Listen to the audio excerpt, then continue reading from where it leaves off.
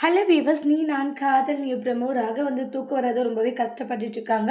அதை பார்த்த உடனே அபி இருந்துட்டு ராகவுக்கு கொசுவத்தியிலே ஏற்றி ரொம்பவே கேரிங்காக வந்து ராகவை பார்த்துக்கிறாங்கன்னே சொல்லலாம். அடுத்த நாள் ராகவுக்கு வந்து வாய்ஸ் வந்து ஒழுங்காக வர்றதுல ஒரு மாதிரி இருக்குது அவங்களுக்கு.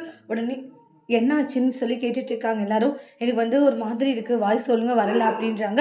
அதுக்கப்புறமா வந்து கஷாயம் வச்சு கொடுக்குறாங்க. அப்படி இதை குடிங்க சரியாக போயிடுன்ட்டு ஒரு இன்டர்வியூ இருக்கிறாங்க, நீ கண்டிப்பாக அட்டன் பண்ணி ஆகணுன்றாங்க. எனக்கு என்ன பண்ணுறதுன்னு தெரியலன்னு வாங்க. உடனே பாட்டி இருந்துட்டு இங்கே பாரு அபியை கூட்டிகிட்டு போ, அதெல்லாம் அபி பார்த்துப்பா அப்படின்றாங்க. பாட்டி அது எவ்வளோ பெரிய இன்டர்வியூன்னு தெரியுமா, இவ்வளோ எப்படி அப்படின்றாங்க. இங்கே பாரு அபி அவ்வளோ சாதாரணமாக இடப்படாது சரியா, அபி எல்லாத்தையுமே மேனேஜ் பண்ணிடுவா, நீ கூட்டிகிட்டு போன்றாங்க. சரின்னு வாங்க. அதுக்கப்புறமா அபி போகிறாங்க.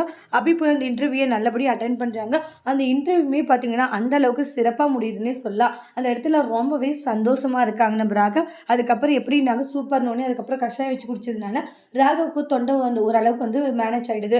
அப்புறமா அவங்க ஃப்ரெண்ட்ஸ் கிட்டலாம் பேசி கலாய்ச்சிட்டு இருப்பாங்க.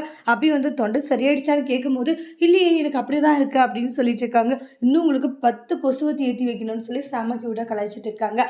அதோட இந்த ப்ரோமோவை முடிச்சிருக்காங்க. இனி வரக்கூடிய எபிசோடில் இந்த மாதிரி ஒரு டோஸ்ட் வரப்போகுதுன்ட்டு வெயிட் பண்ணி பார்க்கலாம். தேங்க்யூ.